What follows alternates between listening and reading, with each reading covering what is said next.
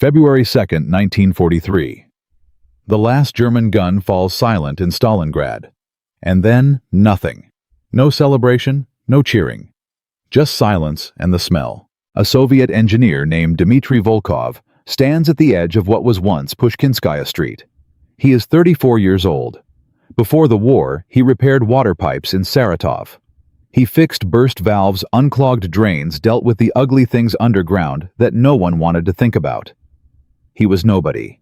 He is still nobody. But in the next 90 days, this unknown plumber from Saratov will be handed a problem so enormous, so horrifying, that even the generals who survived the bloodiest battle in human history will refuse to look at the numbers directly. The problem is the bodies. Not dozens. Not thousands. Nearly 1 million dead human beings scattered across 50 kilometers of destroyed city, frozen steppe, sunken riverbed, and collapsed rubble, and spring is coming in 6 weeks. If Dmitry and the teams like his fail, what happens next will kill more people than the battle itself. This is the story no one tells you about Stalingrad. Before you can understand what February 1943 looked like on the ground, you need to understand what 6 months of industrial warfare does to a city. Stalingrad before the war had 445,000 inhabitants.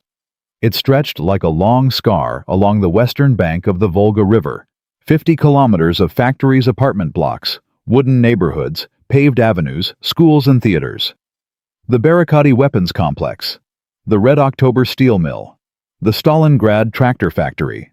These were not just buildings, they were the industrial spine of Soviet southern Russia. By August 23, 1942, the Germans began dismantling that spine from the air. The Luftwaffe flew more than 1,000 sorties in a single day. Incendiary bombs turned the wooden neighborhoods into a firestorm that survivors would spend the rest of their lives trying to describe and failing. Between 40,000 and 70,000 civilians died in that single day of bombing. The oil depots on the Volga bank caught fire and stained the sky black for a week. That was only the beginning. For the next 5.5 months, the 6th Army under Field Marshal Friedrich Paulus and the Soviet 62nd Army under General Vasily Chuikov tore the city apart, room by room, floor by floor, basement by basement. The Germans called it Rattenkrieg, the War of Rats. Soviet soldiers had a simpler name for it: hell.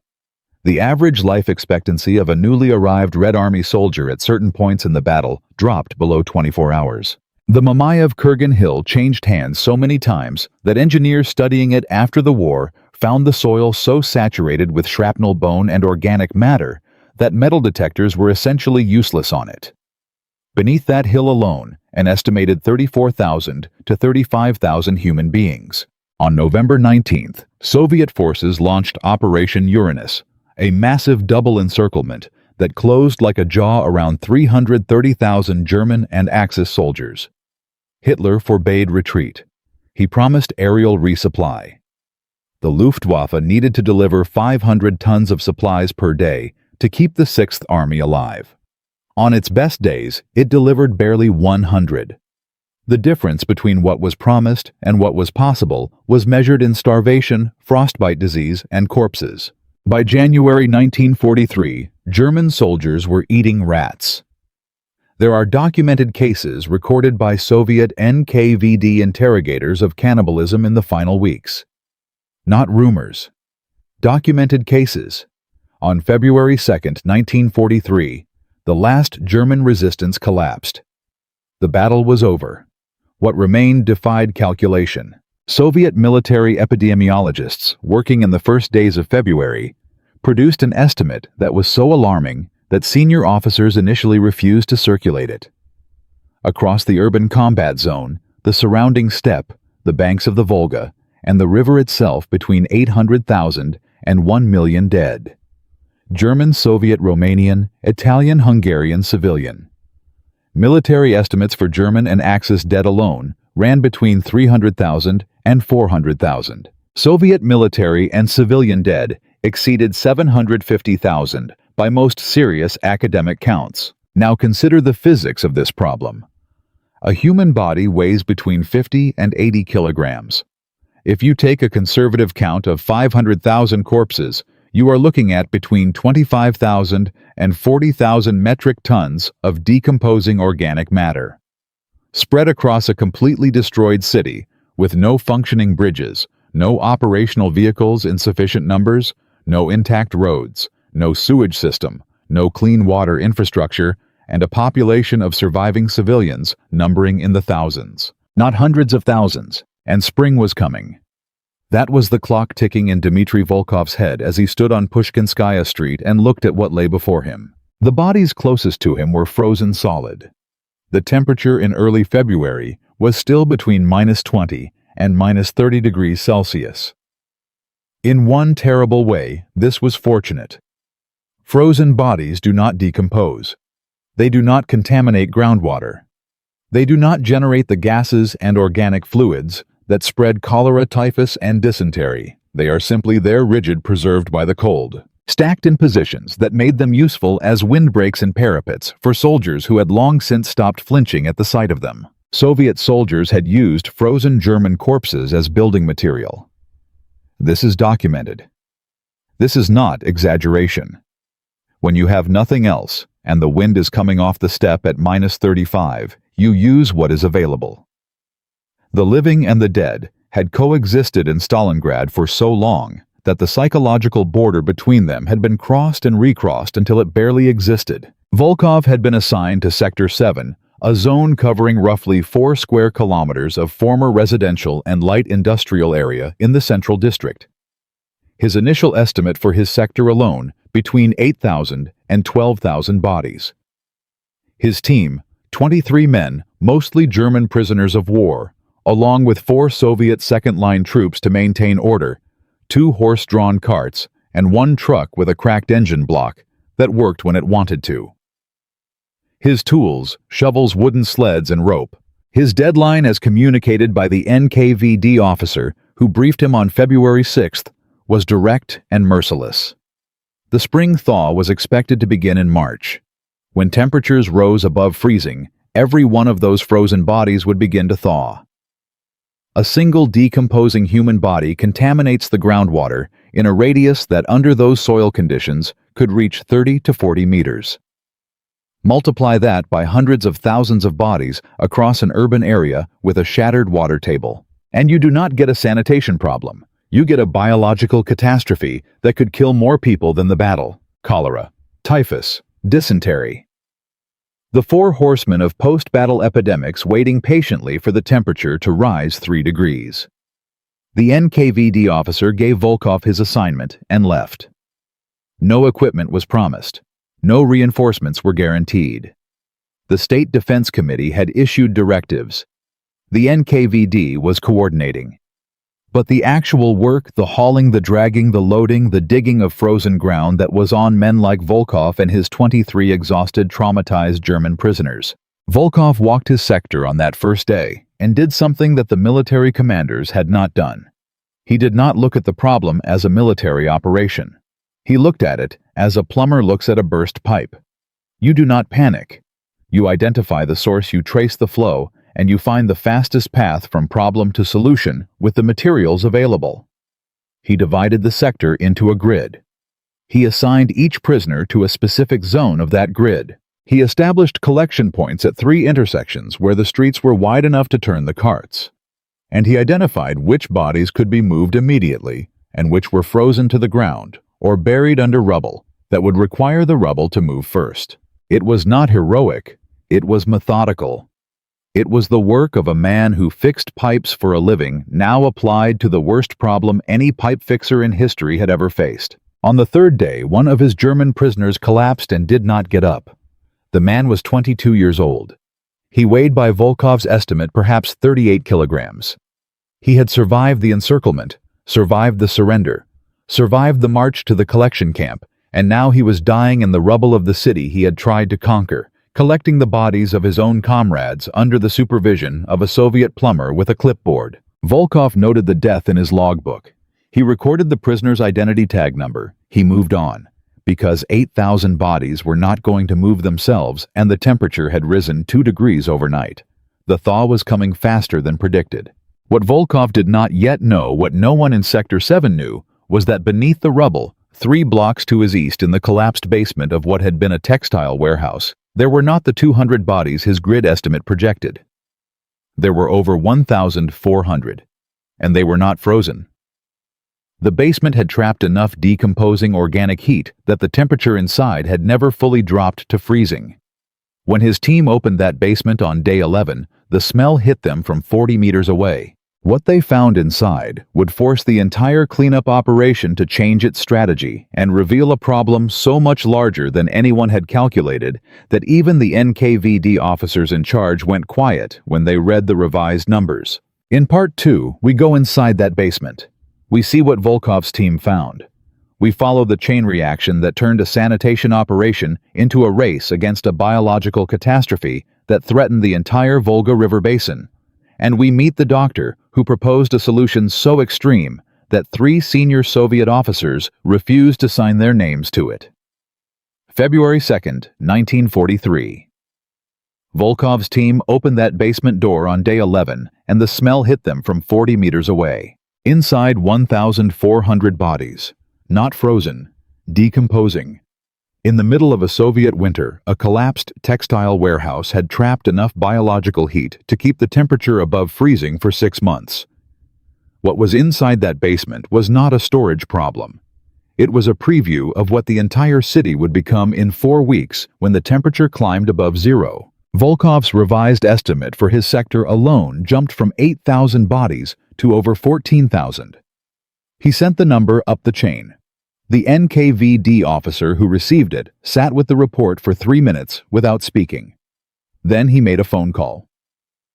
2 hours later, a military doctor named Colonel Arkady Semyonov arrived at Sector 7 in a vehicle that still had working headlights, which in February 1943, Stalingrad made him look almost wealthy. Semyonov was 47 years old. He had been a bacteriologist in Leningrad before the war, studying waterborne pathogens in industrial contamination zones. He was not a soldier. He wore his uniform the way a man wears borrowed clothes correctly, but without comfort. He looked at Volkov's numbers, looked at the basement, walked to the nearest standing wall, and pressed his forehead against the frozen concrete for a long moment. Then he turned around and said quietly and without drama, "If we do not change the method completely, we will have a cholera outbreak by May that will kill more people than the German army did." No one in the room said anything. Semyonov's assessment, delivered formally to the NKVD District Command on February 17th, was stark. The current collection rate across all sectors combined was removing approximately 800 to 1,200 bodies per day. At that rate, clearing the primary urban zone would take between 8 and 11 months. Spring thaw was beginning in approximately 28 days. A single decomposing human body in the soil conditions of the Stalingrad area could contaminate groundwater within a 40-meter radius. With the density of burials already present and the remaining surface bodies still to be collected, Semyonov calculated that the Volga River itself, the primary water source for populations extending hundreds of kilometers north and south, faced a genuine contamination risk. He proposed a solution that the 3 senior officers present refused to put their names on. Semyonov wanted to use fire, not selective burning of isolated remains. He wanted to establish controlled incineration sites across all sectors, simultaneously using recovered German military fuel stores and timber from demolished structures to burn the bodies that could not be buried in time before the thaw. The process would need to begin within 10 days. It would need to run continuously around the clock, across at least 11 designated sites in the urban zone, and 6 additional sites in the steppe sectors to the north and west where the encirclement dead were concentrated. Colonel Fyodor Grishin, the NKVD officer commanding cleanup operations for the central zone, stood up from the table. "You are proposing," Grishin said, "that we burn Soviet soldiers." "I am proposing," Semyonov replied, "that we burn unidentified remains before they kill the living. The alternative is a cholera epidemic that spreads down the Volga by June and reaches Astrakhan before anyone in Moscow understands what happened." "This is politically impossible," Grishin said. Heroes of the Soviet Union do not get burned like garbage. Heroes of the Soviet Union, Semyonov said, and his voice was very calm, are already frozen in the ground. I am talking about what happens to them in 4 weeks, when the ground is no longer frozen. Grishin refused to sign. The second officer, a Major Petrov, refused to sign. The third man in the room, a logistics colonel named Vitaly Baranov, said nothing for 2 full minutes. Then he picked up the pen. Baranov was 51. He had fought in the Winter War against Finland. He had watched the logistics collapse at Kiev in 1941. He had seen what happened when military bureaucracy moved slower than military reality. He signed the document, folded it, and handed it back to Semyonov, without making eye contact with Grishin. You have authorization for 3 sites, Baranov said. Prove the method works in 72 hours. If the contamination numbers support your approach, I will request expansion authority from District Command. If they do not, this conversation did not happen. 3 sites, 72 hours, against a problem that required 11 sites and weeks of sustained operation. But it was something, and Semyonov and Volkov both understood that something was the only currency available. The 3 incineration sites went active on February 20th. Volkov ran Site 2 in the former factory district along the bank of the Volga's western shore. His team of German prisoners, now numbering 31 after additional assignment from the central camp, built the first pyre from structural timber salvaged from a collapsed warehouse and ignited it using recovered Wehrmacht fuel canisters. The first load, 340 bodies, stacked in a method Semyonov had specified in writing a grid pattern designed to maximize airflow and combustion efficiency, reducing the burn time per cycle from what a random pile would require. The first burn took 19 hours. The second, with the technique refined, took 14. By the 72-hour mark, Site 2 alone had processed 1,100 bodies. All 3 sites combined had processed just over 3,000. Semyonov collected water samples from 4 groundwater test points around each site and submitted them to field analysis. The contamination readings around the incineration sites were dramatically lower than those taken from the burial concentration points in the residential sectors. The buried bodies were already beginning to affect groundwater chemistry, even through frozen soil.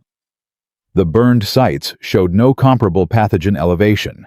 Baranov reviewed the numbers on the morning of February 23rd. He made 2 phone calls. By evening, authorization came back for 8 additional sites, and a requisition order for fuel and timber went to district logistics. Grishin, who had refused to sign the original document, countersigned the expansion order without commenting on the contradiction. Volkov expanded to 23 German prisoners across his sector, organized into 3 rotating shifts. The incineration ran continuously day and night. In the darkness, the glow from Site 2 was visible from 4 kilometers away, a red light rising from the ruins of the factory district, constant and methodical. Some of the surviving civilians who began returning to the city in those weeks reported the glow before they saw anything else, that steady burning on the Volga shore that told them the city was being reclaimed one terrible load at a time. By March 10th, the thaw had begun. Temperatures crossed above 0 for the first time. Exactly as Semyonov had calculated, the bodies in the uncleared sectors began to change. The smell that Volkov's team had encountered in the textile warehouse basement was now beginning to emerge across entire city blocks as the surface remains transitioned from frozen to decomposing. The race was no longer theoretical. It was happening in real time, measurable in the smell that civilians and workers reported from a kilometer's distance, and in the water sample readings that Semyonov's team collected every 48 hours from the groundwater monitoring points. The 11 operational incineration sites were now running at maximum capacity. The German prisoner workforce, despite its own catastrophic mortality rate, roughly 40% of the original 91,000 prisoners had died by March, still represented the largest available labor pool for the operation. Men who weighed 40 kilograms were hauling loads twice their own body weight on wooden sleds across rubble-strewn streets to reach the collection points. Many of them did not survive the work. They joined the category of dead they had been assigned to manage. Volkov recorded each death in his logbook. Identity tag number. Date. Sector. He did not know why he kept such precise records when the NKVD system was largely indifferent to the individual accounting of prisoner deaths. He kept them anyway. Perhaps because he was a man who fixed pipes and a pipe fixer measures things. Perhaps because the act of recording a name was the only remaining distinction between the living and the dead that the situation allowed. On March 14th, Semyonov submitted his 30-day progress report to District Command. The numbers were simultaneously encouraging and sobering. The incineration program had processed approximately 128,000 remains across all sites. The groundwater contamination in the cleared sectors was stable and declining. The epidemic risk in those zones had been substantially reduced. The program was working. The problem was what the report said on its second page. Revised total estimates incorporating new findings from the steppe sectors north and west of the city where the encirclement dead lay, scattered across open ground, now placed the total number of unrecovered remains in the operations area at between 600,000 and 800,000. Not the original estimate of 500,000. Higher. Significantly higher. The frozen steppe had hidden the true scale beneath snow cover that was now melting. They had processed 128,000 in 30 days. They had between 600,000 and 800,000 remaining. The thaw was accelerating.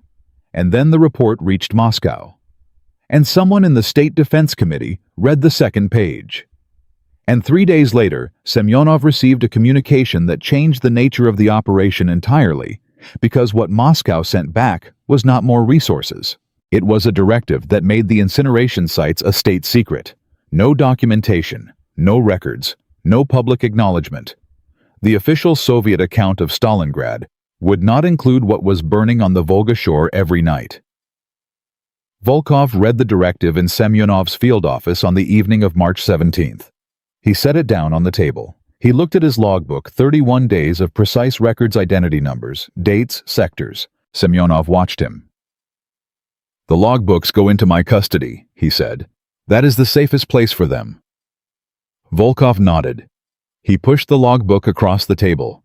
Then he stood up, put on his coat, and walked back out into the cold to run the night shift. Because 600,000 bodies were not going to move themselves. And the river was already running. In Part 3, we follow what those logbooks revealed when they were finally opened 47 years later. We meet the first Soviet veterans who broke the silence in 1990, and we discover that the true number buried, burned, and lost in the Volga was even larger than the March report suggested. And we find out what was in Sector 7's textile warehouse basement that Volkov never wrote down, because some things even a man who measures everything could not bring himself to record. March 17th, 1943. Volkov pushed his logbook across the table to Semyonov. Walked back into the cold. The incineration sites kept burning.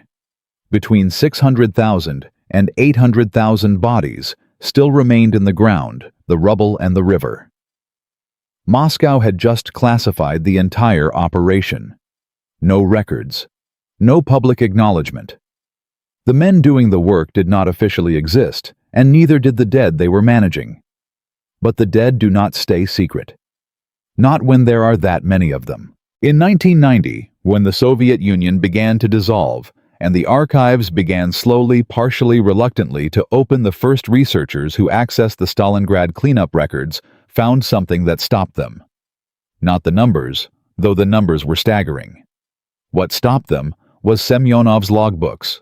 The ones Volkov had pushed across the table, the ones that were never supposed to exist.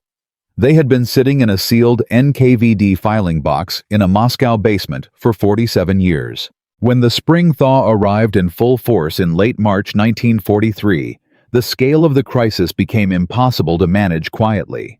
The incineration sites were processing approximately 4,200 bodies per day across all 11 active locations.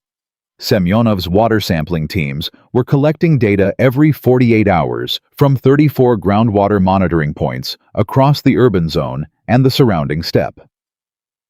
The numbers told a story that moved faster than the work teams could respond. Groundwater contamination in the uncleared eastern residential sectors had risen 340% above baseline readings in 3 weeks. Typhus cases among the civilian workers returning to the city jumped from 12 reported cases in February to 187 confirmed cases in the first 2 weeks of April. Dysentery was spreading through the German prisoner workforce at a rate that reduced effective working capacity by an estimated 30%, just as the workload was increasing. The enemy in April 1943 was not wearing a uniform. The German military machine that had destroyed Stalingrad was beaten. The Sixth Army was gone. The Romanian and Hungarian divisions that had anchored the encirclement flanks were shattered. But what the Wehrmacht had left behind in the soil and water of the Volga basin was proving nearly as lethal as the army itself. Every contaminated well, every flooded basement full of decomposing matter, every shallow mass grave that the thaw was opening from below. Semyonov's April 3rd situation report to District Command used a phrase that his superiors found uncomfortable: secondary battle. The primary battle had ended February 2nd. The secondary battle had begun March 1st when the ground temperature crossed zero. In the secondary battle, the enemy was biology, and biology did not negotiate and did not tire. The report proposed emergency measures that required resources the operation did not have. Additional workforce, medical supplies to treat the prisoner labor pool, chlorination equipment for the groundwater network, fuel reserves for the incineration sites which were consuming approximately 18 tons of combustible material per day across all locations.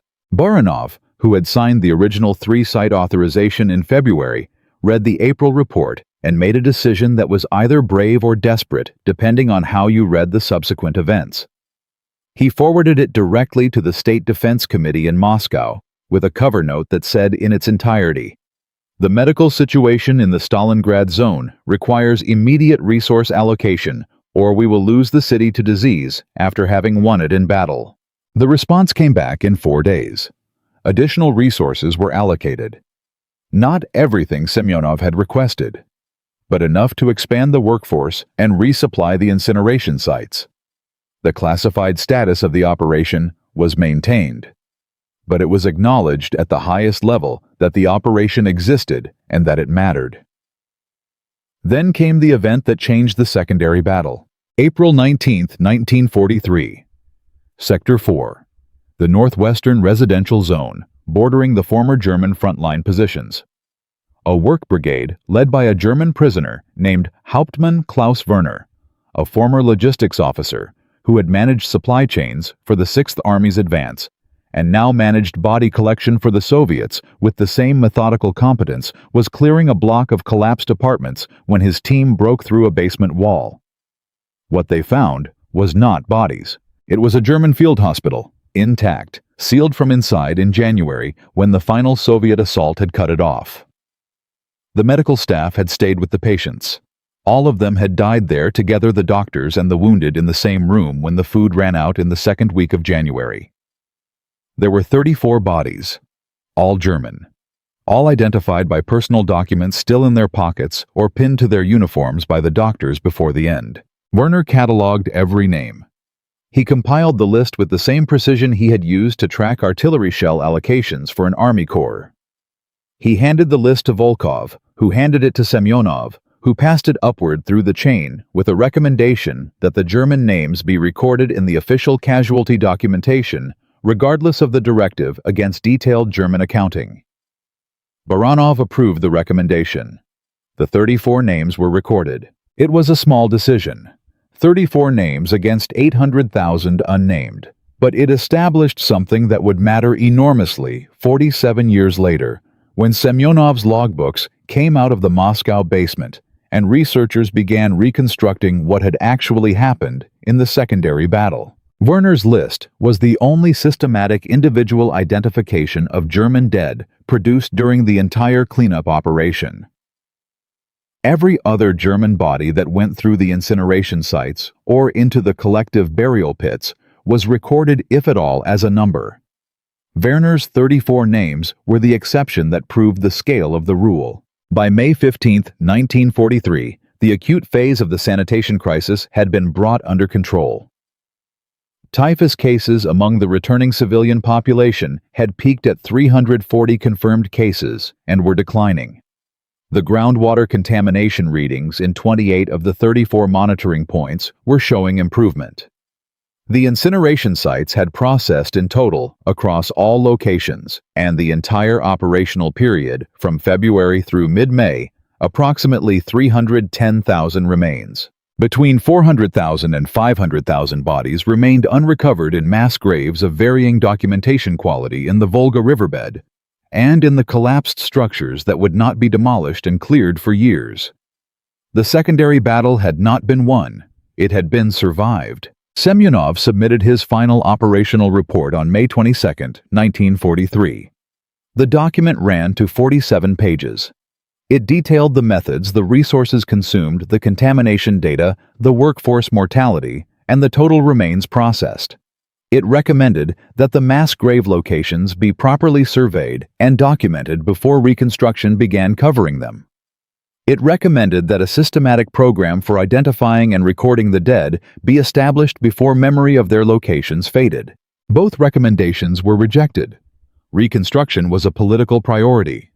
Stalin had declared Stalingrad a symbol of Soviet regeneration. The city needed to be rebuilt visibly and quickly, not catalogued as a cemetery. Semyonov knew what that meant. He had been a scientist long enough to understand that data, which is not recorded when it exists, cannot be recovered when it is needed. The grave locations that were not documented in 1943 would be unknown in 1953 and completely lost by 1963. He wrote a single line at the end of his report below his signature, which the reviewing officer crossed out before filing. The ground remembers what we choose not to write down. Volkov returned to Saratov in June 1943.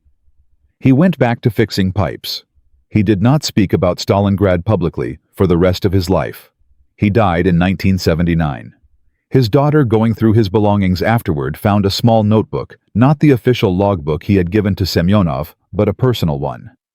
In it, written in his careful pipefitter's hand, were the identity tag numbers of every German prisoner who had died under his supervision during the cleanup operation. There were 112 names.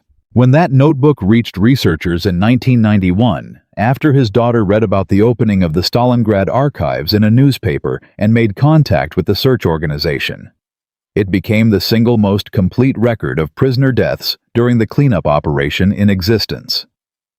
Cross-referenced with German military records, it produced 89 positive identifications. 89 families in Germany, Austria, and Romania received notification in 1992 and 1993 that their missing relative had not died in the battle or in a prison camp somewhere in Siberia. He had died in Stalingrad in February or March or April 1943, doing the work of collecting the dead. The German War Graves Commission transferred 61 of those 89 sets of identified remains to the Rososhka Cemetery west of Volgograd between 1994 and 1998, in the years after the Russian-German agreement made the transfers possible. 61 black metal crosses with names on them in a cemetery of 50,000 because a Soviet plumber from Saratov kept a personal notebook that he was never authorized to keep. Semyonov's logbooks, when they were fully analyzed by researchers at Volgograd University in the mid-1990s, confirmed the water contamination data he had reported and added something he had not included in his official documents. Personal observations. Written in the margins of the data tables in smaller handwriting than the official entries were notes about specific days, specific sites, specific moments that the official language could not contain. One entry dated April 7, 1943 read, "Werner's team worked from 0600 to 2100 today without stopping. They did not eat. When I asked Werner why, he said the men had agreed among themselves that they would not stop until the block was cleared. I do not know what to do with this information. The people who broke Stalingrad's silence were not generals or politicians. They were a plumber with a notebook and a doctor with marginal notes, and a German logistics officer who could not stop being precise about the dead even when he was one of the defeated." In Part 4, We follow what the ground continued to give back decade after decade, body after body. And we meet the modern searchers who are still out there every spring in the steppe outside Volgograd, pulling names out of the earth that the official record said did not exist. The secondary battle is still being fought, just with shovels now instead of fire. Volkov went back to Saratov in June 1943. Semyonov filed his report, crossed out his final line, and returned to bacteriology. Baranov signed 2 more authorizations, and then signed nothing related to Stalingrad ever again. The logbooks went into a box. The box went into a basement.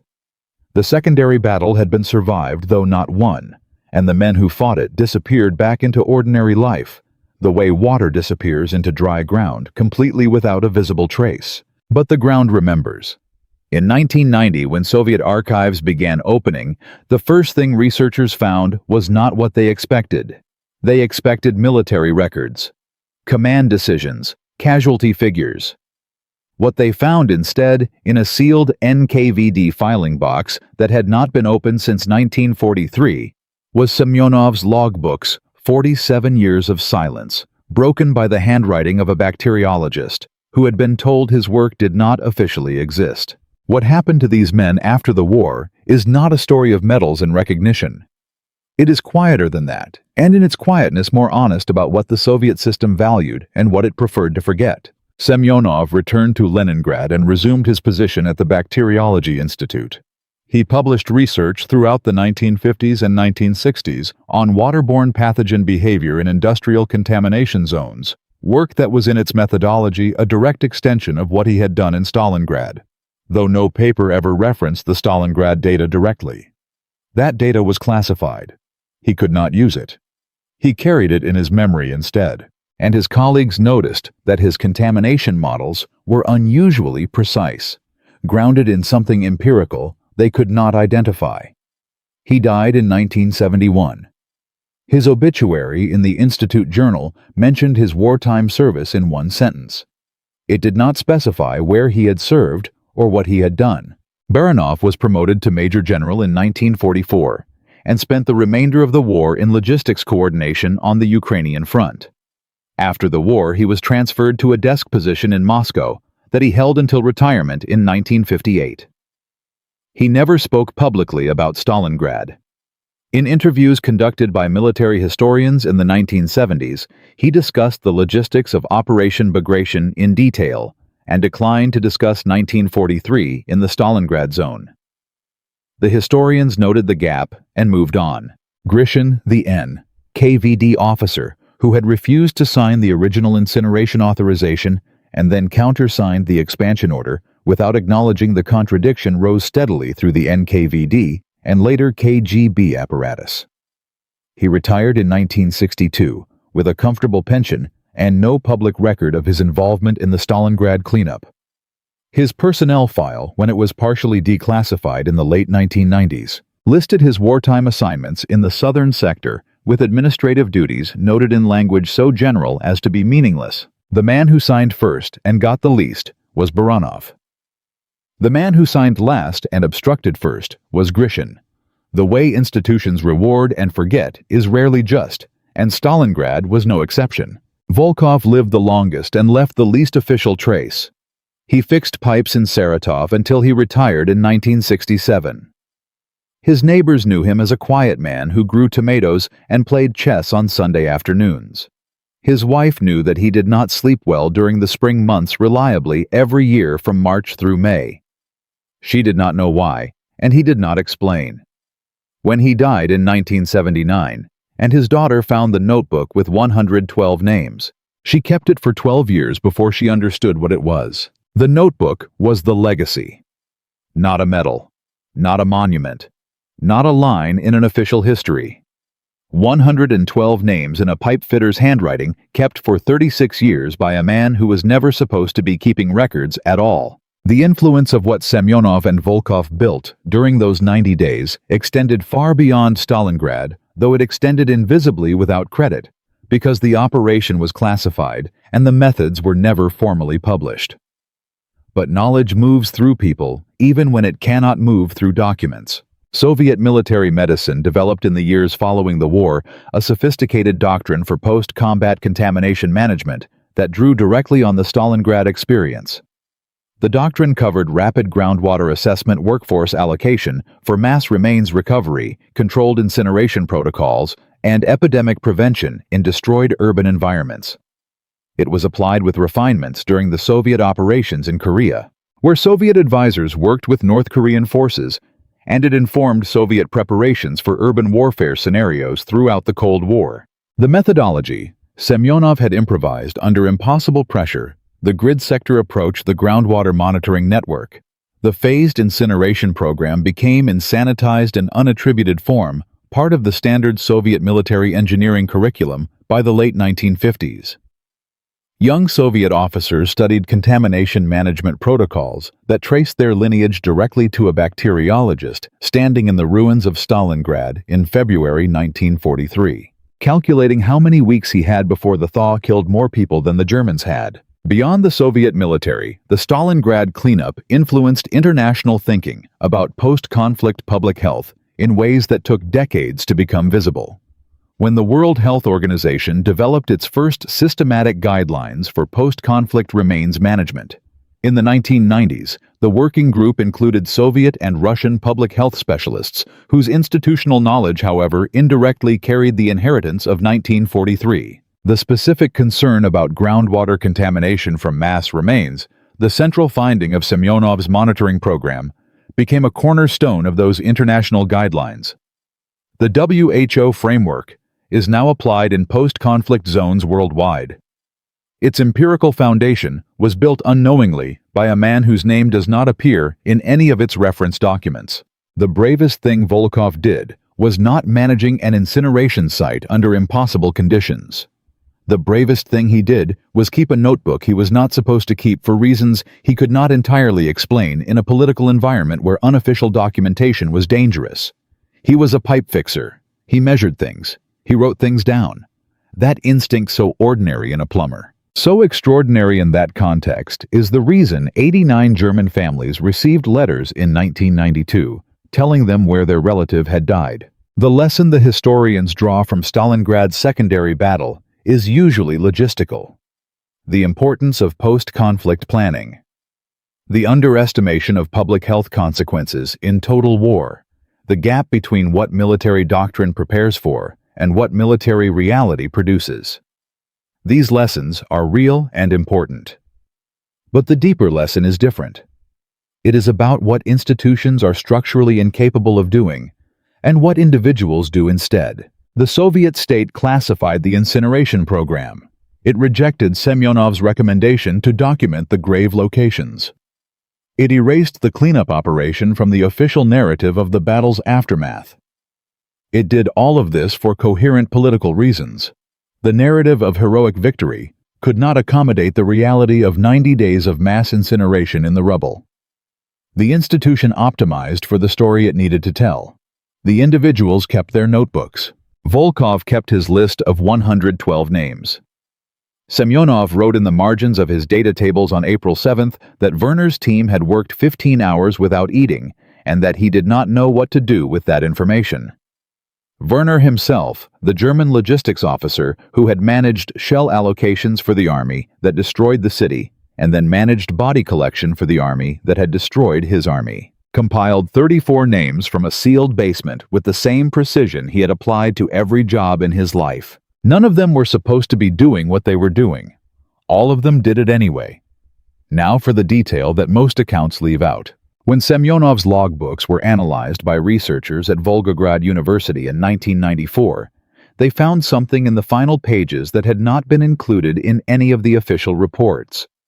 A secondary set of water sample readings taken from different locations than the official monitoring points, with a note in Semyonov's handwriting explaining that these readings were taken from wells serving the neighborhoods where the first civilian workers had returned in March and April 1943. The readings showed contamination levels significantly higher than those reported in the official documents. Not catastrophically higher, but higher.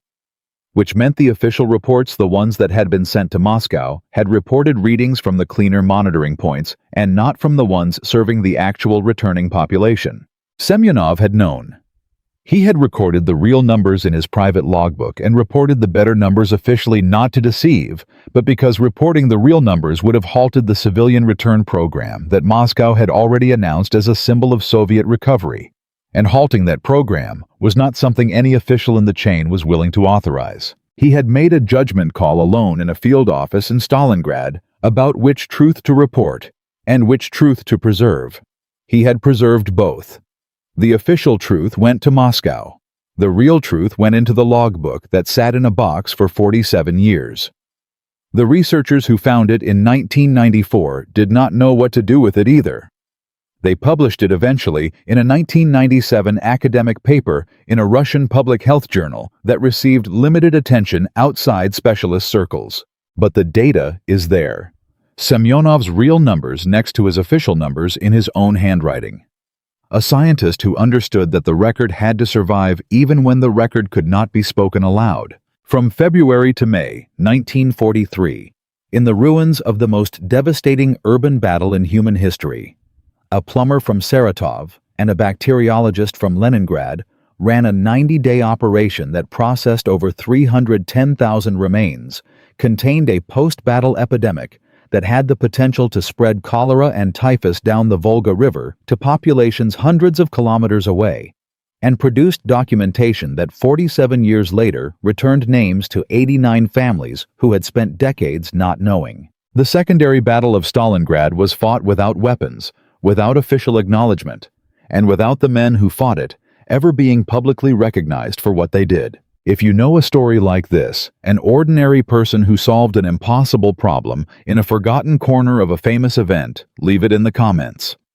These are the histories that don't make the monuments, but they are the ones that tell us most accurately what actually happened and who actually kept things from falling apart. Subscribe, because there are hundreds of these stories buried in the records of the Second World War, and most of them are still waiting to be told. The dead of Stalingrad are still being recovered every spring decades after the guns fell silent because two men who were nobody kept records they were told not to keep. That is not a footnote to the Battle of Stalingrad. That is the thing that needed to happen after every battle ever fought and almost never did. History remembers the generals. The ground remembers everyone else.